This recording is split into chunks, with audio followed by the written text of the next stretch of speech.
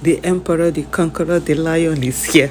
Hey, Zobu Zobu, Eyimbai. See, the emperor, the conqueror, the lion is here. Hey, Zobu Zobu, Eyimbai. See, Peter Obi coming into the political space in Nigeria has really caused a political tsunami. Take it or leave it, Peter Obi emergence as a presidential candidate has changed the dynamics of politics in Nigeria. Nigerian politicians will never forget Peter Obi all their lifetime. Peter Obi has become that strong force they all fear today. You know, even some of them are afraid to appear in court. Listen to what Aisha Yesufu just said. the emperor, the conqueror, the lion is here. Hey, Zobu Zobu, Eyimbai. See, Presido. He don't come court. He no dey go anywhere. No shaking. The mandate where they still they go vomit. You know they carry person property, me you go scot free. Not be court. Go to court. Make go to. We don't reach court. We dey court. Now people wey dey say me we go to court. Now they no dey come court. Now they no dey sit. Now they no fit sit down for one place. See my presido. Where your own presido? Peter Obi gave a speech yesterday in Lagos, and I tell you, at the end of that speech, everybody kept clapping. As in, people kept clapping. We all know that when you listen to Mr. Peter Obi speak, you will never want to stop listening to him. Peter Obi is loaded with ideas. Peter Obi is a creative man that understands the problem of Nigeria and is ready to proffer solutions without looking back. Listen to what he said yesterday at this conference. Before we take the chairman's remarks,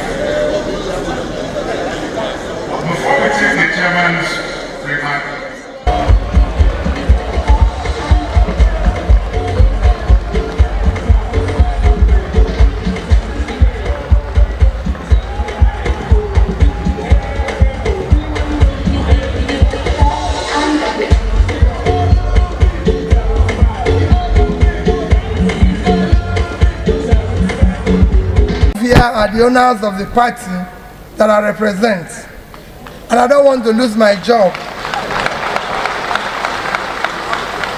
So I thank you for inviting me. I'm sure it's a delegate conference. I can only but wish you the best of deliberation and continue to talk about Nigeria.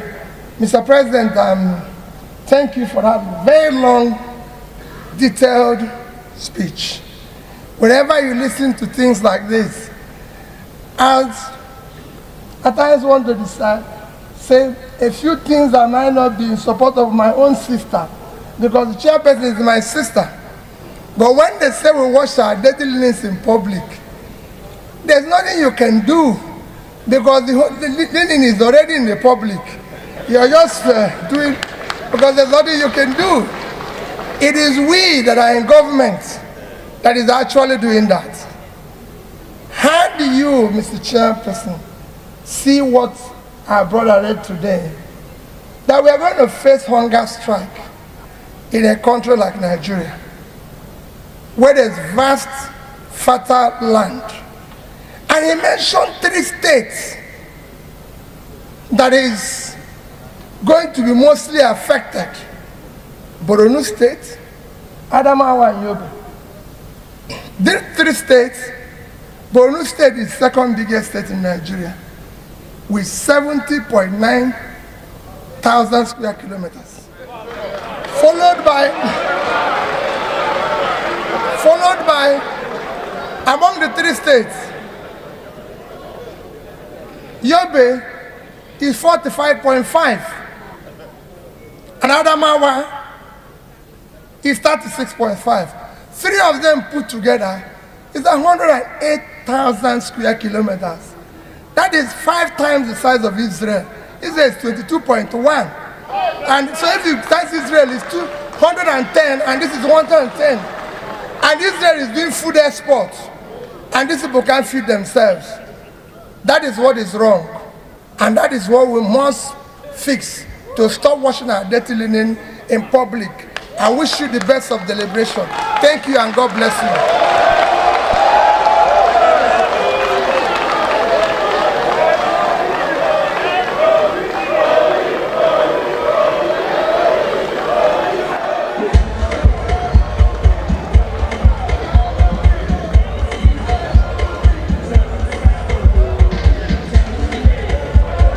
So guys, you can see that Peter Obi is loaded with words of wisdom.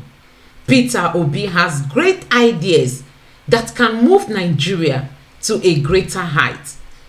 And apart from that, Peter Obi is a man that leads by example. Look at him in court. While Tinubu is nowhere to be found, during the presidential campaign, Tinubu refused to debate with other candidates. And as we all know, the tribunal has started sitting while Tinubu leaves for France. Peter Obi remains that inspiration for the Nigerian people. I recognize the former Vice President of Nigeria and my leader, Alhaji Atiku Abubakar. All other protocols duly. Mine is a very simple one. Let me start by thanking the organization for inviting me.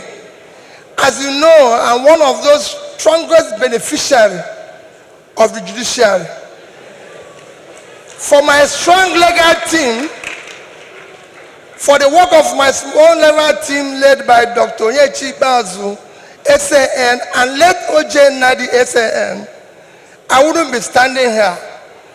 You know that from my election petition to my impeachment to my tenure interpretation. And again, whenever people talk about corruption in the legal or in the judiciary and one who takes exception, in all this journey, I did not give anybody 1 naira.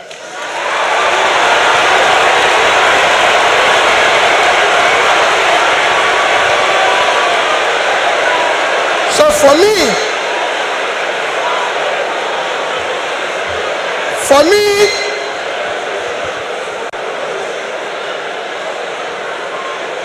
I remain eternally grateful to you for what you did for me to be here and everything. Our topic today is democratic transition in the 21st century Nigeria, 2023 and beyond. I think it's for great people like you or people like Chimamanda you invited, but for me as a trader, I'll try to contribute in my own little way, the way I think we should go. For me, democracy have a simple description. Government of the people, by the people, for the people. That means everything about democracy is the people. And transition means changing from one thing to the other.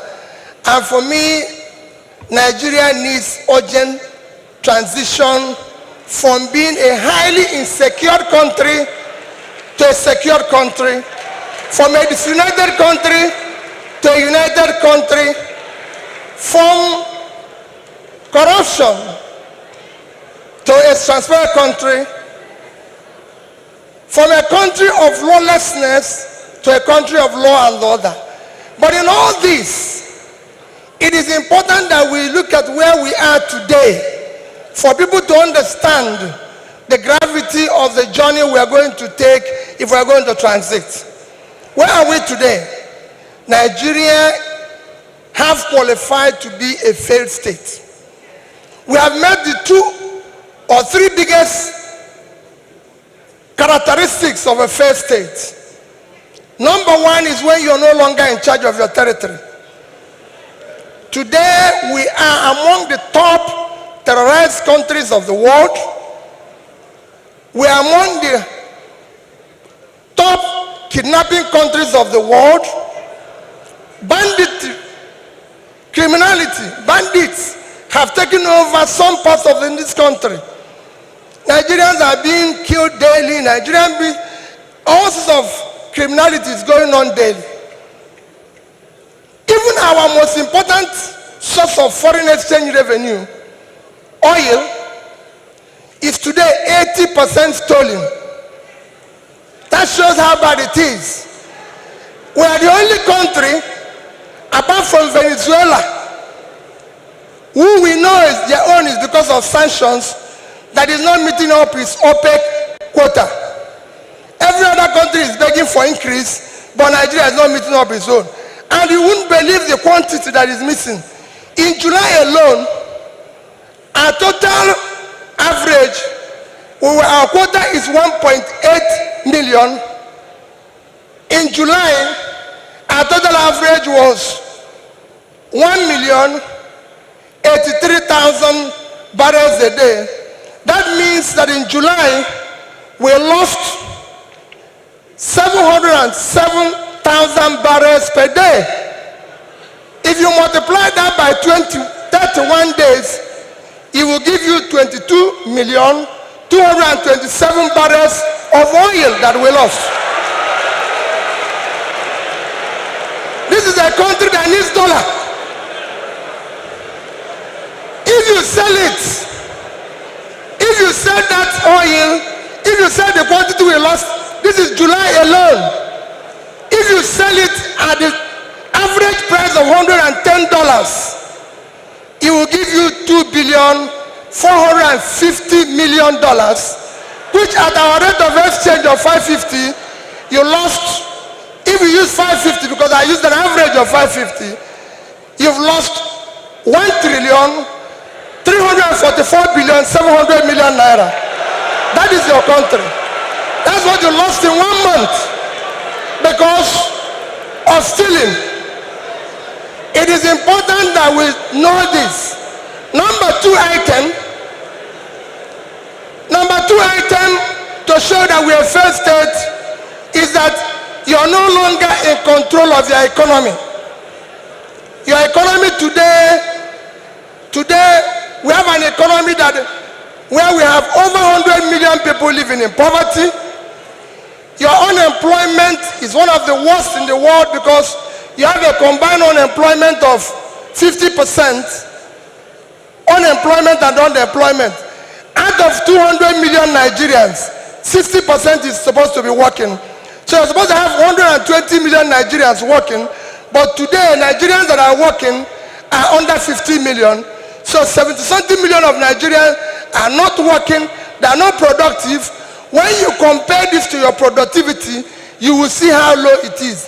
But what is even worse, we're in a physical mess, total physical mess, because of all this. Between January this year and April, the total revenue of federal government of Nigeria is 1,630,000,000,000 naira. Their expenditure is 4,720,000,000,000. If you minus this, we have a deficit of 3,100,000,000,000. That shows almost 20% to almost 200% is the deficit. And this is the crisis you face. How did we come here? It's a cumulative effect of leadership failure over the years. Because it's 10%, I'll stop here, I would have talked about power. How did we come here? What are we going to do very quickly to come out of this? Very quickly, you need to have a visionary, articulated, competent leadership to start turning around this.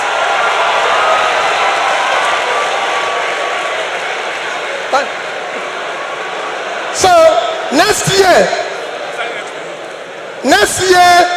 the time is up. I'll take it that next year, your election you're going to have next year will not be about, remember, it is not about tribe, no religion, not connection, not entitlement. It must be election about character, competence, capacity, and commitment to deliver.